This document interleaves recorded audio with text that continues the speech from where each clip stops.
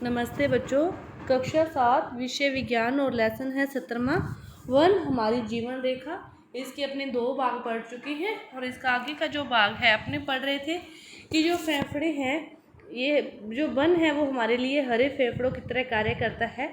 इसके बारे में अपने पढ़ रहे थे कि ये जो पादप है ये हमें ऑक्सीजन देते हैं और जो जीव जंतु हैं ये इन्हें कार्बन डाइऑक्साइड देते हैं। तो दोनों से ही एक दूसरे का जो नियंत्रण है वो बना रहता है। इसीलिए जो वन है वो हमारे लिए हरे फेफड़ों की तरह कार्य करते हैं, क्योंकि वो हमें ऑक्सीजन देते हैं, जिस ऑक्सीजन का उपयोग हम श्वसन के लिए करते हैं।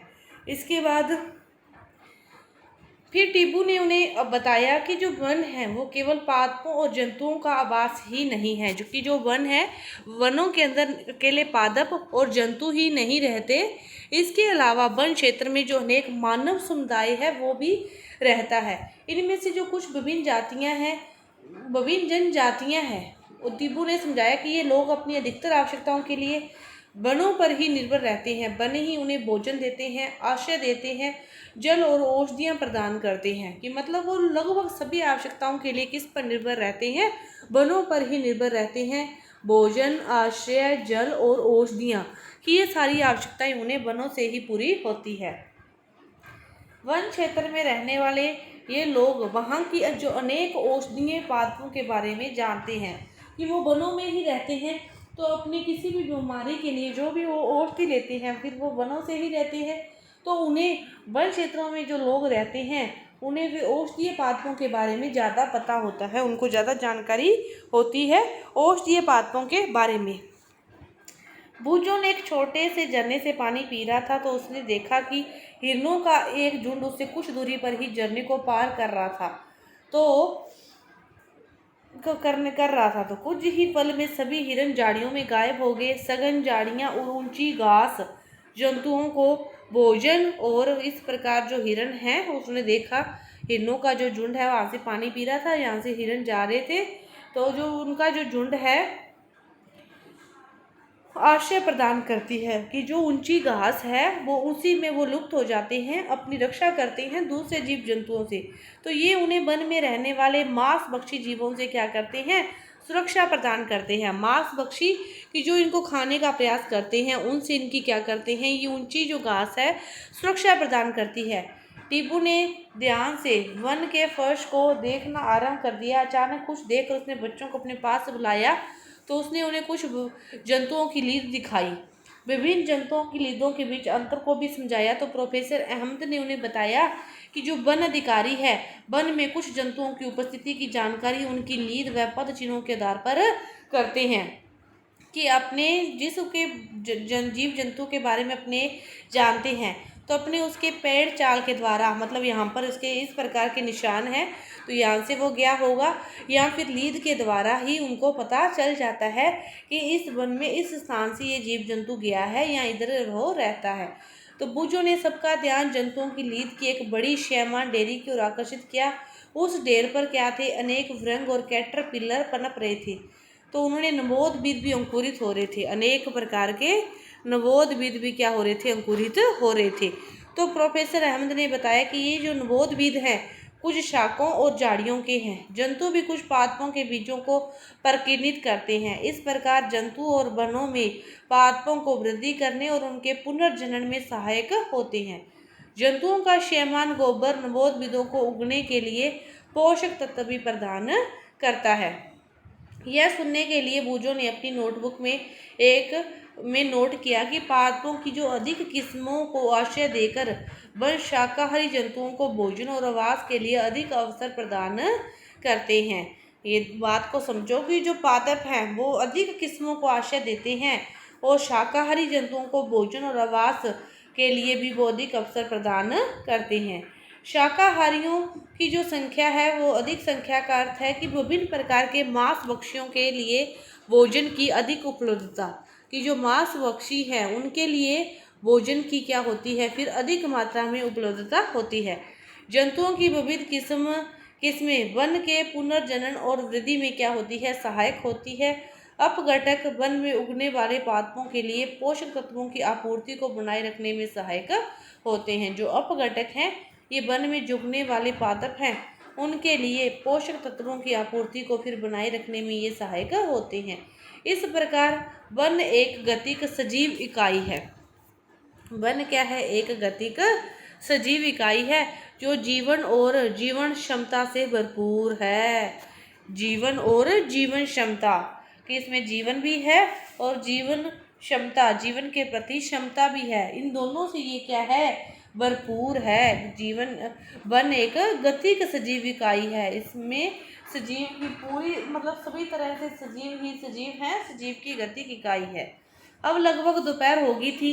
बच्चे वापस जाना चाहते थे तो टीपू ने वापस जाने के लिए एक और रास्ता सुझाया, और जब वे वापस आ रहे थे तो वर्षा होने लगी। उन्होंने यह देखकर आश्चर्य हुआ कि वर्षा की बूंदें वन भूमि पर सीधे नहीं पड़ रही थी।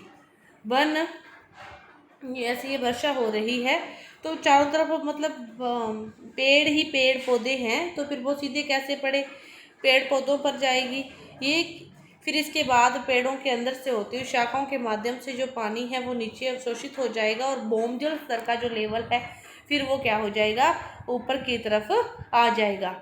तो फिर बितान की सबसे ऊपरी जो परत है, वर्षा की बूंदें उसी के ऊपर पड़ रही थी। मतलब चारों तरफ पेड़ पौधे ही पेड़ पौधे हैं, तो सबसे ऊपर यहीं पर ही तो वर्षा की बूंदें पड़ेगी ना, सीधी धरती पर कैसे आ जाएगी? अर्थात छोटी छोटी फुहार में फिर वो परिवर्तित हो रहे थे। अधिकांश जो जल है वो वृक्षों की शाखाओं, पत्तियों, तनों से होता हुआ फिर नीचे आता है और झाड़ियों और शाखाओं पर धीमे धीमे गिर रहा था। उन्होंने यह भी पाया कि कई स्थानों पर भूमि अब भी सूखी थी। लगभग आधा घंटे के वर्षा के बाद उन्होंने पाया कि जो वन भूमि की सतह पर गिरी परत, पत्तियों की परत पर अब कुछ कुछ गिली हो गई, लेकिन वन में कहीं भी जल का जमाव होता दिखाई उन्हें नहीं दिया। तो बूझों ने जल का जमाव होता दिखाई नहीं दिया। तो बूझो मन ही मन में सोच रहा था कि यदि इतनी तेज वर्षा उसके शहर में हुई होती तो नाले व सड़कें पानी से भर जाती। ऐसे ही होता ना, लेकिन वनों में ऐसा नहीं हुआ, क्योंकि सारा का सारा जो पानी है वो वनों के द्वारा जड़ों के अंदर शोषित हो गया। इसीलिए कच्चे स्थानों पर ऐसा नहीं होता, लेकिन शहरों में वो सारा का सारा पानी पक्की सड़कों पर होता है, और वो सारे के सारे क्या होते हैं? नदियाँ, जो नाले हैं वो भर जाते हैं। इसके बाद कुछ पॉइंट हैं कि यदि वन नष्ट होंगे तो वायु में फिर कार्बन डाइऑक्साइड की मात्रा क्या हो जाएगी? बढ़ जाएगी, और कार्बन डाइऑक्साइड की मात्रा बढ़ेगी तो फिर पृथ्वी का ताप भी बढ़ जाएगा।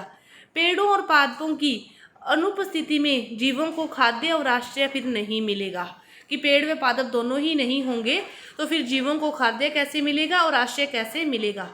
पेड़ों की अनुपस्थिति में मृदा जल को नहीं बांध पाती, जिससे बाढ़ आती है।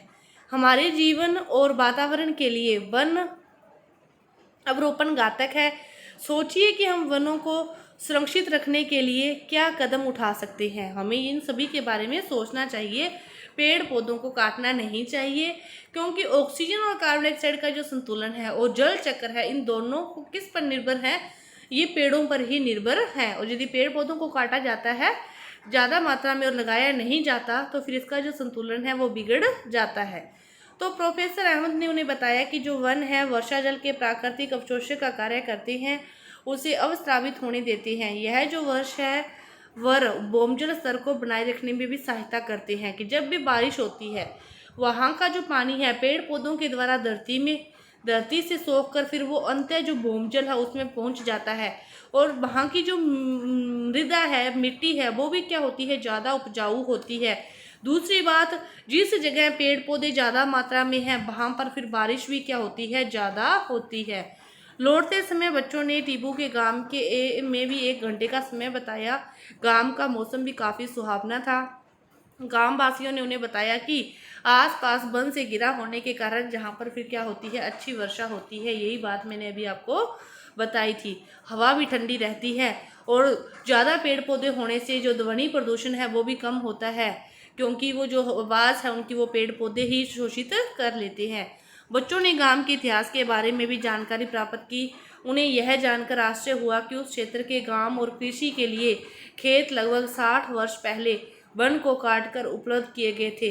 टिब्बू के दादाजी ने उन्हें बताया कि जब वे छोटे थे तो वो गांव का क्षेत्र इतना बड़ा नहीं था, लेकिन जैसे जैसे जनसंख्या बढ़ती गई ये बातें तो आपने पहले भी जानी होगी अपने दादा से, नाना नानी से, कि जिस स्थान पर भी आप रह रहे हो उस टाइम, पहले के टाइम में यहाँ पर पेड़ पौधे या फिर ऊंचे ऊंचे रेतीले टीपे होते थे, लेकिन जिस प्रकार ज़रूरतें पड़ी लोगों ने प्रयास किए और वहाँ पर जो फैक्ट्रियाँ लगा ली, घर बना लिए, औद्योगिक विकास हो गया, सड़कों का विकास हो गया, इमारतों का विकास हो गया। इसी प्रकार ही ये जो क्षेत्र हैं ये बनाए गए हैं। और बहुत वन भ्रमण के उपरांत प्रोफेसर अहमद ने बच्चों को सारांश में वनों के महत्व के बारे में लिखने को कहा। बच्चों ने लिखा कि वन हमें क्या देते हैं, ऑक्सीजन देते हैं, मृदा की सुरक्षा करते हैं और अनेक जंतुओं को आश्रय भी प्रदान होता है। वन है आसपास के क्षेत्रों में फिर वर्षा का जो उचित स्तर है फिर वो तो ही बना रहता है। कई जो वन है वो औषधीय पादपी हैं, काष्ठ हमें लकड़ी भी प्राप्त होती है। तो हमें वनों को सुरक्षित रखने के लिए जितने संभव प्रयास हों अपने स्तर पर हमें करते रहना चाहिए। इस प्रकार आपका ये चैप्टर है पूरा हुआ। धन्यवाद।